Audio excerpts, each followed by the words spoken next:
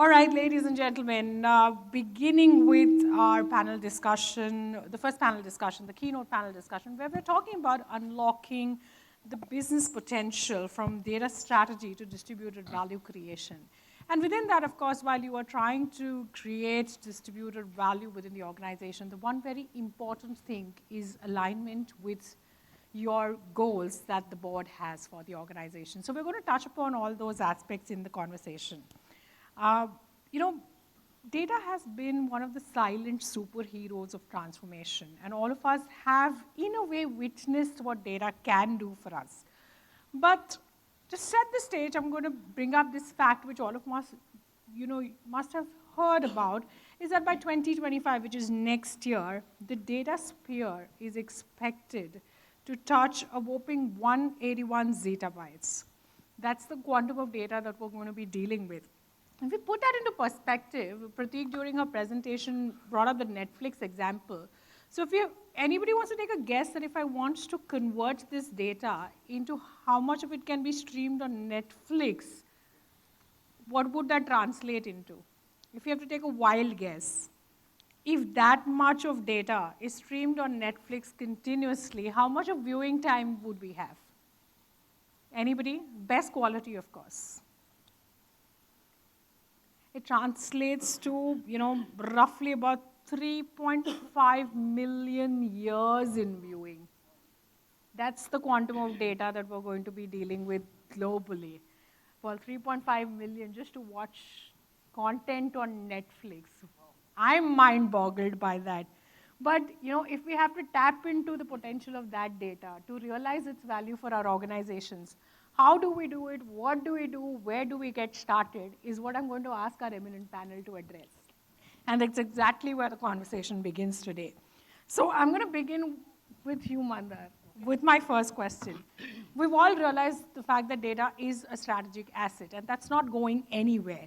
So with data as a strategic asset, how is it actually transforming your industry? And that's not where it ends. There's a part two to this question. How can organizations actually turn raw data into actionable insights and competitive advantage? Hi, Sunil, please. Sunil Nair, ladies and gentlemen, please give it up for him. Hello. Yes. First of all, I'm happy that you are calling it an asset. Yeah? I think your question said data is a strategic asset. Secondly, you called it as a strategy. Fantastic. You named your conference starting with data first. See how the world is transforming? We used to talk only about the technology so far, right? AI, ML. Nobody realized that the foundation of all this is data. I think Prateek talked about she doesn't believe on data to be oil or gold. And I have used this term earlier. Some of them would know in my panel discussions. I always call data is the new soil, not the oil. Because it is cultivating so many businesses, right? I mean, it's so much innovative. The data scientist, if you see, so forth and so on. So the data analyst, so data is the new soil. Now we are recognizing the importance of data, and which means, then comes that if we have a lot of data, what do we do about it? I mean, is it just that we sell the data? We probably turn it into a data bank? Or do we really want to drive some actionable insights which enable my business? Yeah? And which, enable my business with probably some value adds, probably with some key metrics, like productivity improvement, or turning it into a quantitative revenue increase for the business. Or probably helping my supply chain improvement, whatever it could be. So, so the data strategy, which we have adopted, as your question said, to turn it into actionable insights, was first to identify the pockets of the data. Because data was in silos all over. Everybody was acting on what he infers.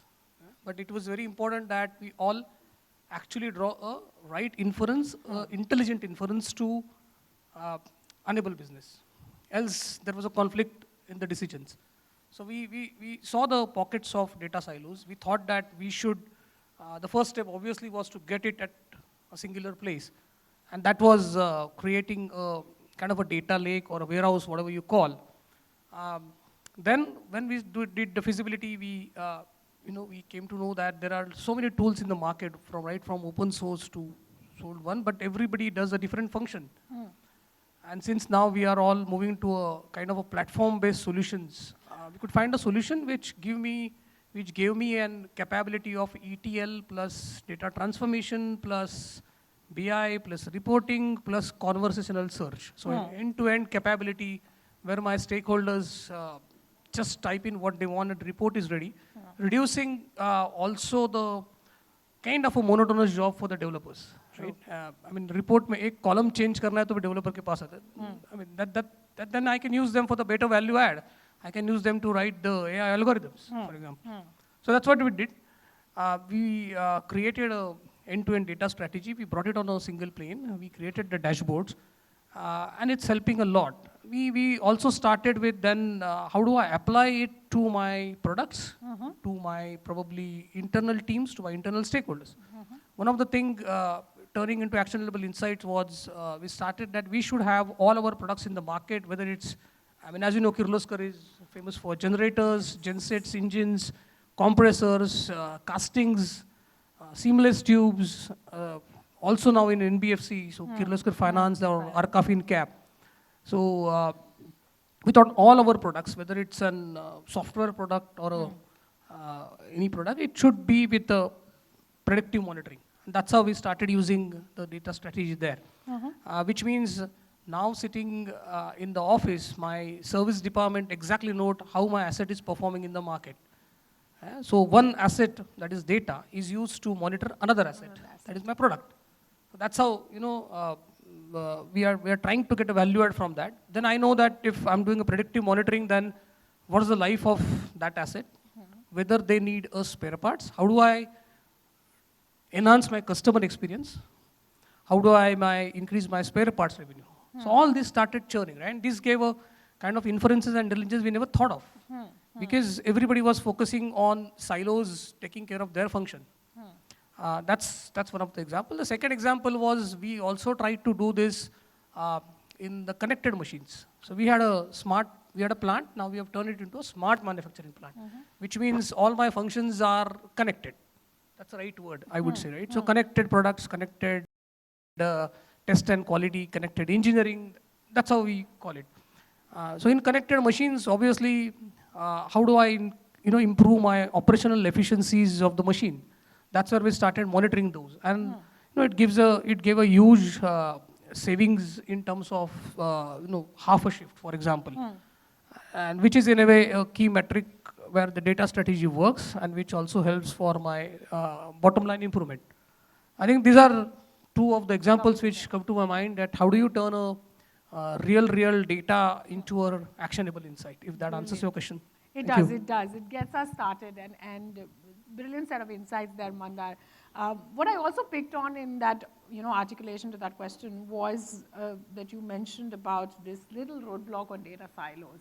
Yeah. So I'm kind of going to capture on breaking down those data silos and bring it to you, Deepak. Breaking down data silos has become very important. So how do you address the challenge of data silos and ensure that seamless integration of data across functions and teams actually happens? Yes. Thank you so much. This is a common problem. What happens is whenever an organization is growing and the centralized data platforms, data lakes, as Mandar mentioned, is not there, then the sales department will create its own data boutique shop. The revenue team will build its own boutique shop. Growth will build its own boutique shop. Same with operations. And then what happens is everyone starts having a definition. Even a single KPI will be treated as differently into various parts. Till someone comes in and say, hey, stop this nonsense. Let's bring all the data and create a single view of it. And this happens, like I've seen it multiple places, even at Angel One, where I am right now, or whether it was Apple. I built the data platform for Apple while in Cupertino. It is the same story. So it's very important to remove the cost by bringing in a most efficient way to get a single and consistent view of a definition. So the data purity is pristine, it is required, as well as if you build a semantic layer in a very proper way and then move the service layer as a differentiation. Say, for example, 80% of the data fields will be the same, but say, for example, the way growth team will look at it will have their own variation of 10 to 15 fields, how a revenue team will look at it. So you keep the semantics layer as a custom to them, but if you build it up together and create a single definition of a KPI, a single definition of the base layer, the dependence on the data goes up in a very large way. The trust on data. So then the people know that if I'm talking about ARPU, average revenue per customer, everybody is talking of the same data. Otherwise, what happens is one filter gets fixed. Someone is not including the weekdays versus weekend. It creates so much of noise and commotion and chaos. So, it is very important to, lay the foundation also in terms of governance, and which I think Mandar mentioned around it. Once you had tweaked these engines around, whether you're talking about petabytes of Apple, you're talking about, Growth, Zerodha, Angel One, or Kirloskar and other Bajaj Finance, I think data volume is expanding. If you don't put the foundation right, I think it becomes a huge commotion at the end. And can I take a liberty to just do a small experiment with everybody? Sure, why not? I think this just came in as Mandar was talking about. I think the question here was data strategy and then to have a value generation. So I just wanted to articulate and then use the concept of data. How many of you invest on a monthly basis in Indian market? Almost 40%, yeah? So suppose if I tell you that you pick out of, say, for example, 800, I'm giving you a data strategy. For you to make wealth, let's pick any equity which doubles in 3 years. Yeah, suppose I give you that. So that becomes your data strategy. What you will do is you will look into various scripts which are available on NSE, BSE, and you will pick those which are having a CAGR of around 24%. That will give you a double in 3 years. Yeah, and I'll tell you, say for example, Kanchi, you help me on that. So if you invest 1 crore, yeah, 3 years later, how much it will be? 2 crores, correct? In 6 years, 4 crores, 8 crores, yeah, 16 crores, 32 crores, then 64 crores, 128 crores, 125 बोल देते हैं. तो 24 years में 1 crore becomes how much? 125. 250 crores. Oh, okay. Yeah. So I'm trying to take you from a data strategy which we built of if we pick a equity, and this can be anything. You take BSE, you take MCX. I'm giving a use case, so everybody go and I want you to make wealth. Yeah. For you. Company के लिए तो बना रहे हो वो अलग है. I want you to take this experience to implement data strategies and value generation for you. And I'll add the word distribution on top of it. So what we realized today was, if you do your right data strategy, which we said that we will pick those equity which doubles in 3 years, and I can tell you there are multiple equities which make 3 to 4 times in a year. So we are very conservative because as the base grows, the doubling effect will reduce. So I want you to apply this data strategy in your life and then have a value creation for yourselves. So do you even realize that 24 years from now, so suppose if you have kids, you just put 10 lakhs for that person, for your kid. In 24 years, how much will be the value that kid will have for them in that corpus? 25 crores. Yeah? That 10 lakhs which you invest today for a particular kid, so stop, you can skip a vacation to Europe, and all of you can make that, correct? So this is what I wanted to leave with, and this distributed is just like, when multiple people can make decisions for themselves. When you have a dinner conversation today with your kid, and let them, even if they're not saying 10 lakhs, they can avoid that one iPhone, close to 1 lakh, and then can have a 2.5 crores with them in 24 years. I just wanted to give you a life cycle of how you use a data strategy till it get into a value articulation. And it need not be outside. It can be here in your life. Sorry, I digressed it, but I was just picking it up. No, actually, that's brilliant insights that you've unlocked. While we're doing, yes, you did digress, but that's a brilliant parallel on the data strategy, given us some inroads into how we can build wealth, and we've also sort of uncovered his side gig. Thank you, Deepak, for So many that. zettabytes and petabytes generated now, right? Generated now, right here. Brilliant. So, the right kind of frameworks, the right kind of dashboards, and of course, the right kind of strategy that gives you the distributive effects at the end of the entire life cycle. Thank you, Deepak. Shreyant, I'd like to come to you with the next question. And while we are talking about building the data foundation, using data as a strategic asset, and everything, there's the one thing that you need to do with data is put it to work. And a lot of us are looking at AI to put all that data to work to uncover insights for us. So how do you approach positioning AI as a strategic driver that aligns with overall business goals and growth plans? Perfect. So allow me to digress first.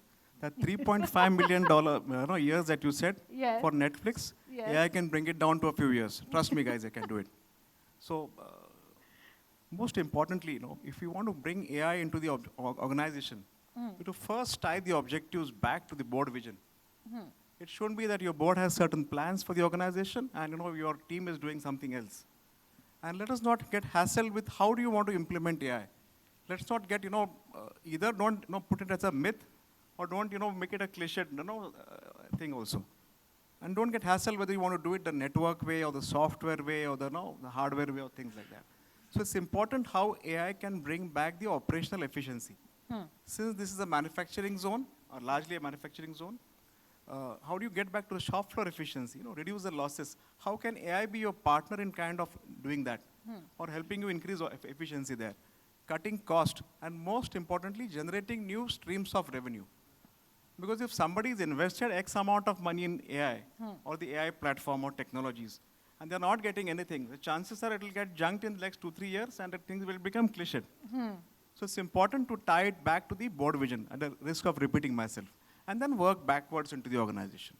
A simple mantra. Brilliant. Thank you. Moving on to our next question. While we are sort of, using this data, enabling a distributed framework also becomes very important. So, Anand, I'd like to bring the next question to you. How can you embed data-driven decision-making at every level within an organization? And on that journey, what are the possible challenges that you could face? That's really a biggest challenge if I had to really look at it from an implementer's perspective. Because when you look back on what board is telling you, board is talking nowadays only about two things, cyber, data. Yes. And that's very, very clear priority.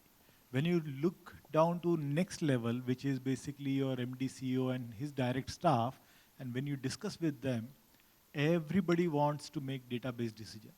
Everybody's glued on to it saying that, let's say, how can I make sense out of data that I have? I know I have tons of data. And the real challenge starts from the level next and below. The basic reason is everybody's focused upon their own KPIs to drive the results.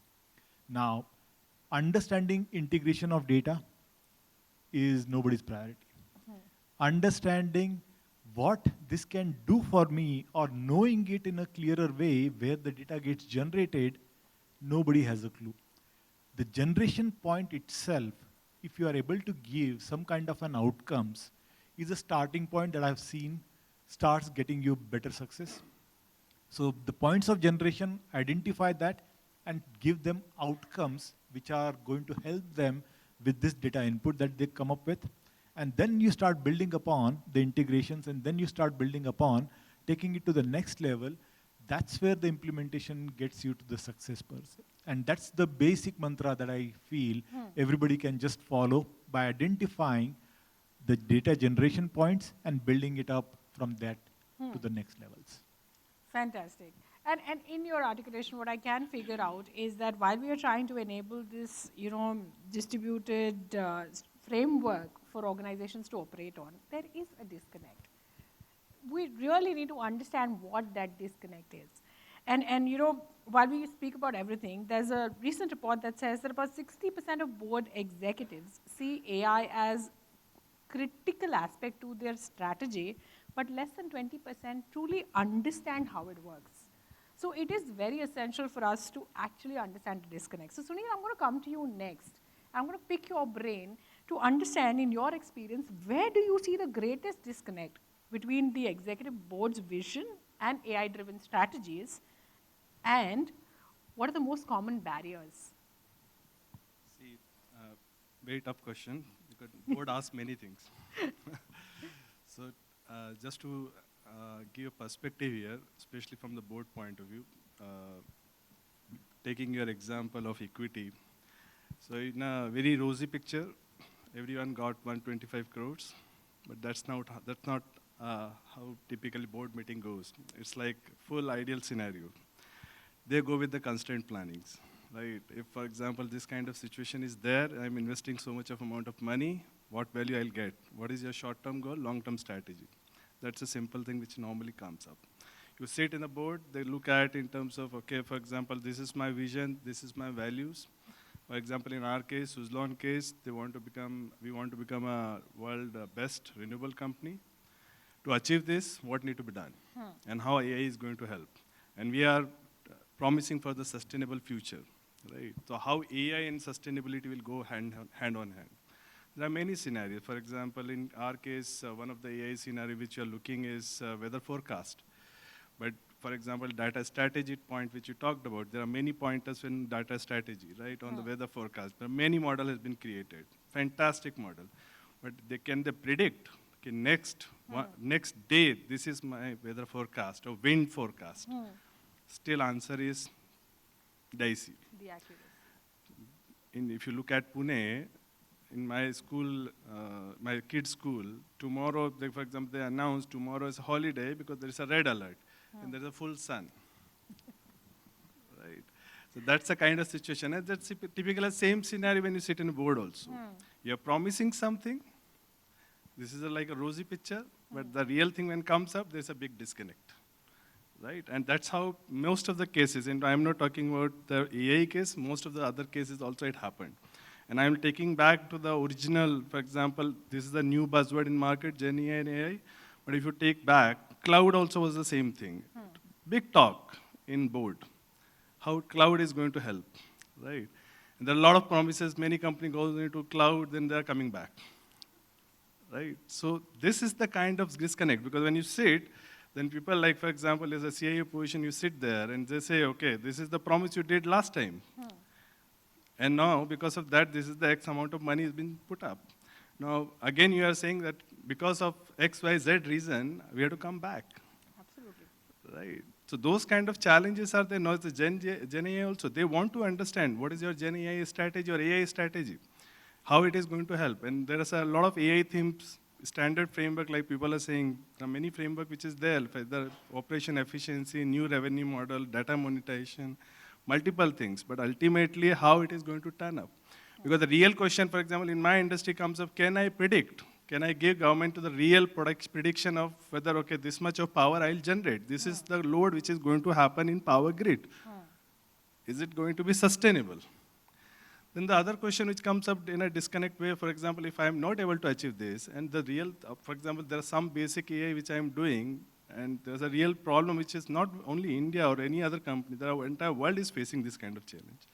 So there is some gap which is there, and this is how it is creating a disconnect. At the same time, it is something promising, because in other area, like the operation efficiency, for example, my wind turbines are there, how accurately I'm predicting. Whether there's some failure which is going to happen in my gearbox, whether there's some failure which is going to happen in some other area, how am I helping my technicians, right? If the technician has to climb up, the big challenge which is there, right? And then he has to do all the servicing. right? There's a safety issue which is there. In those kind of scenario, definitely AI is supporting, and this kind of operation efficiency which is coming up. How I can monetize my data, which is I'm sitting on the huge amount of data on the wind forecast point of view. How can I monetize this data? Those kind of area where we can definitely leverage AI and Gen AI, and we are working on that. So there are so many things, so many pockets, but and we are doing a lot of experiment. Board looks at promising, like real promise, real, when I'm saying real promise, what you will achieve, what kind of value delivery will happen, any kind of gap from the security point of view, my data, your data, how I'm protecting my data, that kind of thing which will come up, and the sustainability part. If we are able to put up in a right context, right balance, then I think this kind of disconnect can be bridged. I'm not sure whether 100%, but definitely some promises will be there. Absolutely. Well, so we've established that the disconnect exists, and through multiple scenarios that Sunil laid out. Thank you, Sunil, for that. And he's also given us a segue to the next question, which is that, it needs to be bridged. Srirang, may I pick your brain on what can we do to bridge this gap? See, going back to the board, one has to understand the board is an amalgamation of a lot of people with multiple expertise, right? Somebody is technical, somebody is from an R&D background, somebody is an HRD. Mr. Pai used to be a part of the board, right? So not everybody is technically or well equipped to understand that. So education, what I see is lagging, and whenever I've taken proposals up to the customers board, I see lack of education there. And it's not that you do one course and do a tick mark activity and come out of it. Has to be regular education happening at different levels. Say for a shop floor, again picking the fact that it's a manufacturing zone, not discounting that we have a lot of financial wizards out here, but something for the the shop floor, something to improve the operational efficiency over there, and back again for the BFSI side of customers. Different modules at different times for different people, domain experts. Or for that matter, how do you improve the hiring process, right? How do you hire multiple people, or how do you have enough backup in place so if there is a retrenchment happening or people are leaving for a project, how do you hire people at the right time? So how can AI help there? So that right education at the right time for the right departments will definitely help. So you have to, now, rather than picking our brains, you can obviously pick the customer's brains as to how do we schedule this in a way that, it really helps people. Education should not be looked as a tick mark activity. And that's the way you can probably achieve it. Better than what it is at one time. Thank you. Thank you. Well, while we are on this entire data and AI journey, the one very important aspect that all of us have to focus on is balancing innovation with security and governance. And I'm going to bring my next question to Sai. Sai, how do you strike the right balance between fostering innovation while still ensuring compliance and security in a distributed framework? Okay, that's a... Am I audible? All right, so innovation balanced with security.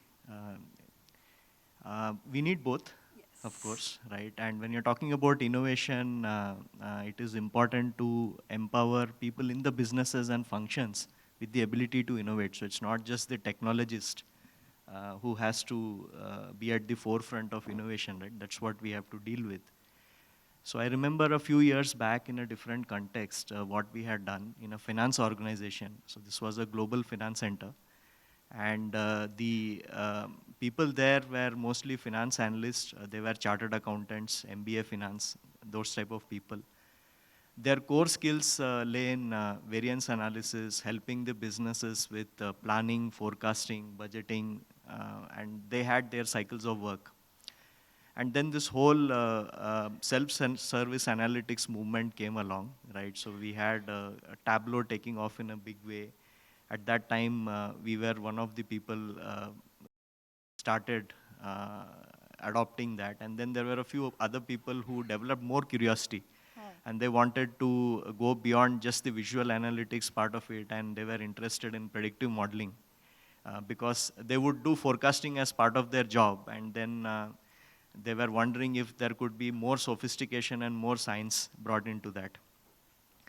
And they started developing a feeling for R at that time, Python took off a bit later, but R back then was really cool. So the question was, how can we help these fellows? And we set up what we called an incubation center within that organization. And it was a area carved out from the workspace. And we took in a few computers which were of a higher configuration than what the analysts would typically use. We gave them large whiteboards. We gave them a couple of iPads which were attached to the space. So if they wanted to build very nice looking applications for the business, they could actually go and try that out. And the data, right? So given all this hardware infrastructure and installing an RStudio and the required packages for them and Tableau and all that, for the data, we used Hyperion at that time, Hyperion Financial Management and Hyperion Planning. The data we took for about 2-3 years, we masked it.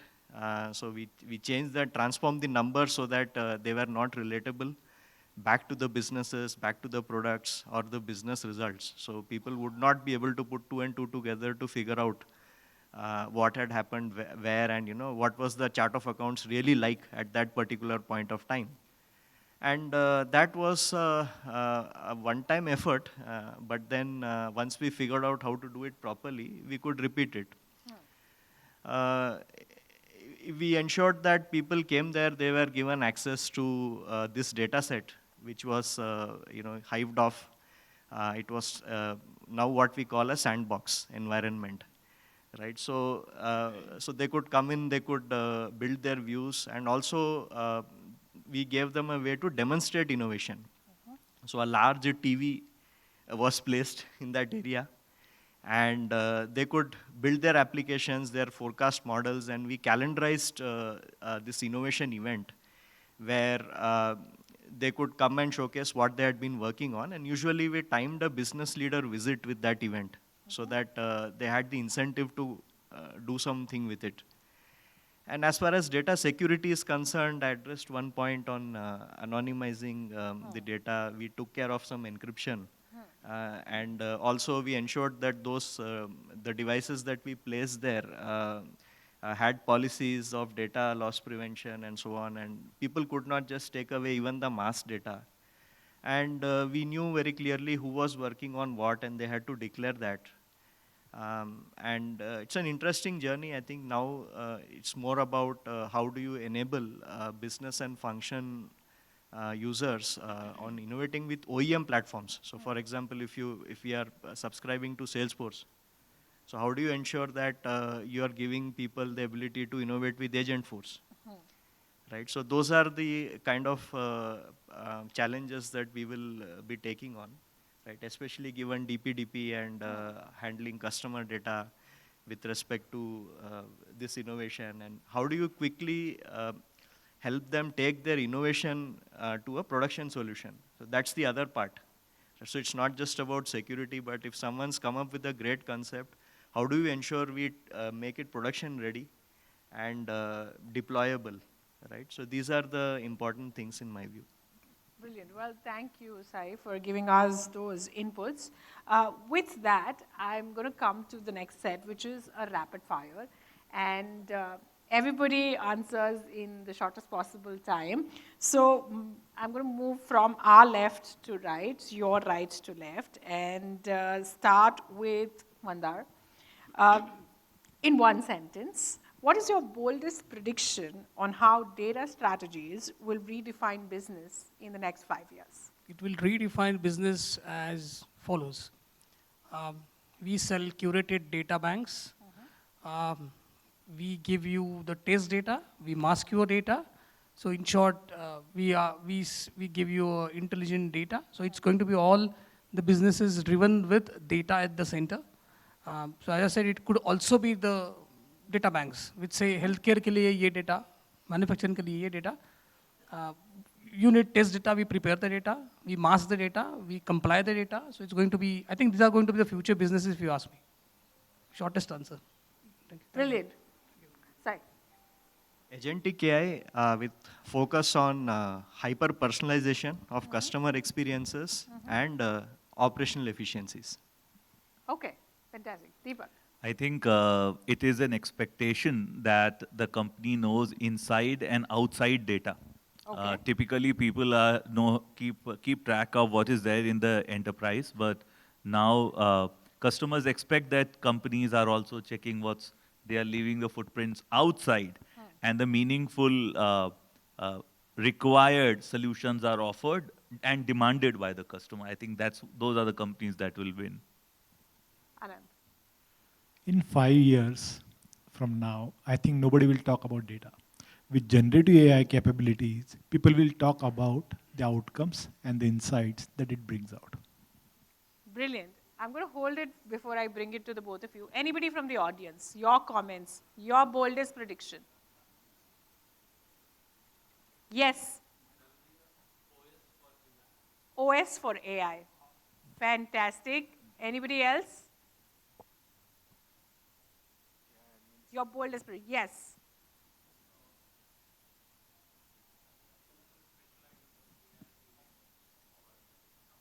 Super specialized AI agents for any applications. Okay. For any use cases. Brilliant. Any more predictions? I'm loving where this is going. This is why we're talking about balancing innovation, right? Any more? Jarvis at home. Yes. I think one form of Jarvis is Alexa that we have at home. I feel like Tony Stark speaking to Alexa. Yes, somebody at the back there. I see a hand go up. Yes.